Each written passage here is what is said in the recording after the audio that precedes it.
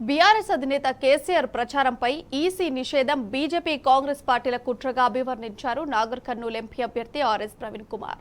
Congress BJP ప్రభుత్వాలు గిరిజనులకు అన్ని విధాలా అన్యాయం చేశారని మండిపడ్డారు. బీఆర్ఎస్ తోనే గిరిజనుల అభివృద్ధి సాధ్యమంటున్న ప్రవీణ్ కుమార్ తో మా ప్రతినిధి శేఖరాచారి ఫేస్ టు ఫేస్.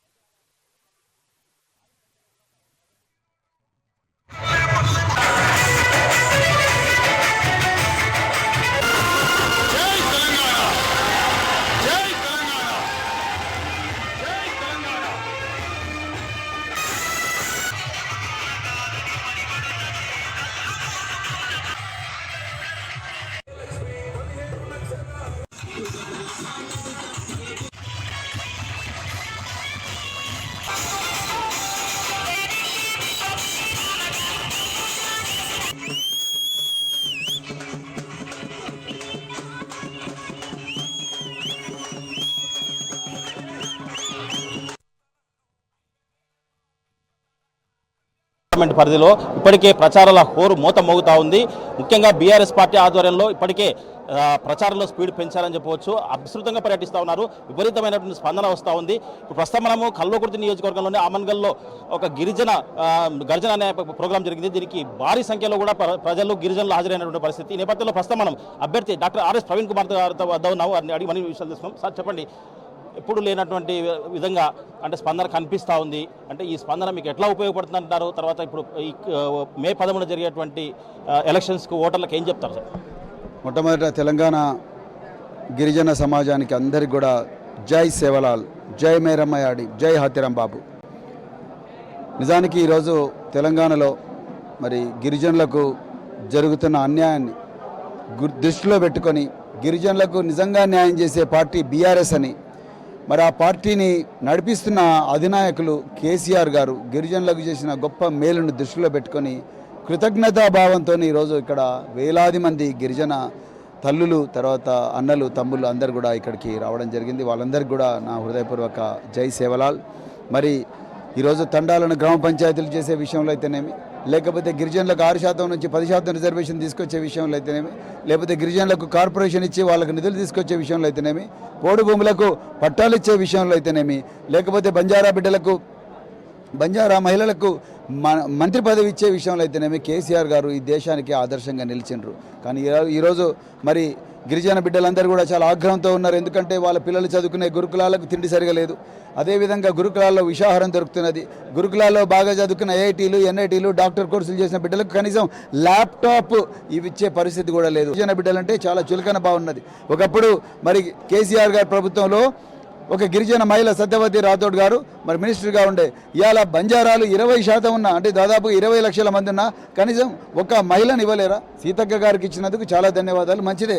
కానీ మరి బంజారాల్లో కూడా 20 లక్షల మంది ఉన్నారు, 25 లక్షల మంది ఉన్నారు. వాళ్ళ నుంచి కూడా ఒక ప్రతినిధి తీసుకొని మంత్రివర్గం పెట్టొచ్చు కదా. అంటే రేవంత్ రెడ్డి గారు మాదిగలు ఎట్లయితే మోసం చేసిండ్రో అదేవిధంగా బంజారాలను కూడా మోసం చేస్తూ ఉన్నారు. ఈరోజు మరి ఈ పరిస్థితి ఉండకూడదు. గిరిజన బిడ్డలందరూ ఆత్మగౌరవంతో బతకాలి, వాళ్ళందరూ కూడా గొప్పగా బతకాలి. ప్రపంచంలో ప్రతి ఖండానికి కూడా గిరిజన బిడ్డలు పోవాలి. వాళ్ళ జీవితాలు వాళ్ళ కాళ్ళ మీదనే నిలబడి వాళ్ళే బాగు చేసుకోవాలన్న ఒక గొప్ప సంకల్పంతో ఇవాళ నేను నాగర్ కర్నూలు పార్లమెంట్ అభ్యర్థిగా రాజకీయాల్లోకి వచ్చిన. మరి కేసీఆర్ గారు చక్కగా ఆశీర్వదించిన మరి గిరిజన తల్లుల, తమ్ముళ్ళ, అన్నల ఆశీర్వాదం కూడా తీసుకోవడం కోసం ఈరోజు నేను రావడం జరిగింది. మరి ఇవాళ బంజారా బిడ్డలందరూ కూడా హైదరాబాద్ నగరంలో ఆటోలు నడుపుకుంటూ బతుకుతున్నారు. ఇవాళ వాళ్ళు రోడ్ల మీద పడి కూలి పని చేసుకునే పరిస్థితి. ఇక్కడ తిండికి దొరకగానే ఇలా హైదరాబాద్ పోయినరు. అక్కడ బతుకుతూ ఆటోలు నడుపుకుంటుంటే ఇలా వాళ్ళ నోటికాడ కూటి తీసేసింది ప్రభుత్వం. అదేవిధంగా మీరు గిరిజనులకు సబ్సిడీలు ఇచ్చేది, ఇప్పుడు ఆ సబ్సిడీలు కూడా ఇస్తలేదు ప్రభుత్వం. నరేంద్ర మోడీ బేటీ బచావో, బేటీ పడావో, బేటీ బచావో అన్న నరేంద్ర మోడీ కర్ణాటకలో 1000 మంది మహిళలను అత్యాచారం చేసిన ప్రజ్వల్ రేవణ్ అనేటువంటి చెట్టపట్టాసుకో తిరుగుతున్నాడు. అంటే బీజేపీ వాళ్ళు మహిళలను రక్షిస్తారా లేకపోతే వాళ్ళ మీద అఘాయిత్యం చేస్తారా అన్నది అలా బీజేపీ తండాలకు వచ్చినప్పుడు వాళ్ళ ఆన్సర్ చెప్పాలి. అందుకొరకే ఈ బీజేపీని కూడా మన తండాల్లోకి రానివద్దని కూడా ఈ సందర్భంగా ఈ వేదిక నుంచి పిలిపించినాం. రైట్ సార్, నిన్న జరిగినటువంటి సంఘటన మనం చూసాం. అంటే బీఆర్ఎస్ అధినేత స్వయంగా ఎక్కడికి వెళ్ళినా ఏ రోడ్ షో ద్వారా వెళ్ళినా విపరీతమైనటువంటి ప్రజాదరణ పొందుతా ఉన్నారు. జనాలు తండోపతండాలుగా వస్తూ ఉన్నారు. 28 గంటల పాటు ప్రచారాన్ని నిషేధం ఈసీ అమలు చేయమని చెప్పింది. దీన్ని ఎట్లా అర్థం చేసుకోవచ్చు? దీని గురించి మీ కామెంట్ ఏంటి? ఎలక్షన్ కమిషన్ మొదటి నుంచి కూడా అధికార పార్టీ అయిన బీజేపీకి తొత్తుగా వ్యవహరిస్తున్నది, వత్తాసు పలుకుతున్నది.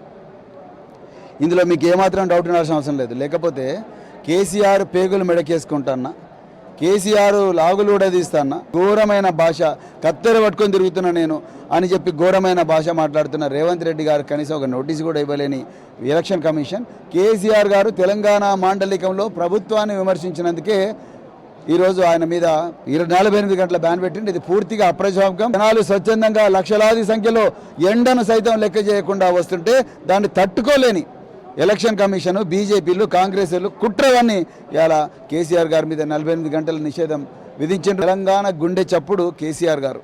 మరి అలాంటి గుండె చప్పుడును మనం ఆపగలమా? ప్రతి ఒక్క బిడ్డ గుండెల్లో కేసీఆర్ ఉన్నాడు. మీరు 48 గంటలు కాదు 480 రోజులు కేసీఆర్ మీద నిషేధం విధించినా తెలంగాణలో ఆయన నాయకత్వంలో ఉండే బీఆర్ఎస్ పార్టీ గెలుస్తుంది. ఇప్పుడు ప్రజలు గుర్తిస్తున్నారు.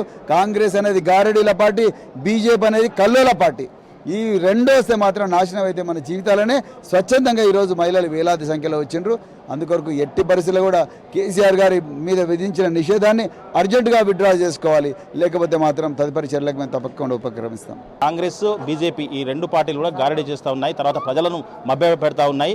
వీళ్ళ ప్రోత్బలంతోనే ఇక్కడ ఈసీ కూడా తప్పుడు నిర్ణయం తీసుకొని కేసీఆర్ను 48 గంటలు ప్రచారానికి నిషేధించబడింది. దీన్ని అంతటి కూడా కావాలని ఉద్దేశపూర్వకంగా చేస్తున్నారు. కాబట్టి ఇదంతా కూడా ప్రజలు గమనిస్తున్నారు. రాబోయే ఎలక్షన్లో బీజేపీని తర్వాత కాంగ్రెస్ను మట్టి కరిపించి బీఆర్ఎస్ను మళ్ళీ ఒకసారి పార్లమెంట్ అభ్యర్థులుగా బ్రహ్మాండమైన మెజార్టీతో గెలిపిస్తారని చెప్పేసి దానికంతా కూడా ప్రజలు సిద్ధంగా ఉన్నారు. దానికి కావాల్సినటువంటి అన్ని ఏర్పాట్లు కూడా పూర్తిగా జరుగుతూ ఉన్నాయి. కాబట్టి గ్రామాల్లో పూర్తిగా అన్ని వర్గాల సబ్బండ వర్గాల ప్రజలు ఇప్పటికే నిర్ణయించుకున్నారు. మే 11 జరిగేటువంటి ఎలక్షన్లో బ్రహ్మాండమైనటువంటి మెజార్టీతో నాగర్ కర్నూల్ అభ్యర్థి ఆర్ఎస్ ప్రవీణ్ కుమార్ గెలుస్తానని చెప్పేసి ధీమా వ్యక్తం చేస్తున్న పరిస్థితి కనిపిస్తూ ఉంది. వీడియో జర్నలిస్ట్ రామకృష్ణతో శేఖరాచారి, టీ న్యూస్, రంగారెడ్డి జిల్లా అమన్గల్ నుంచి.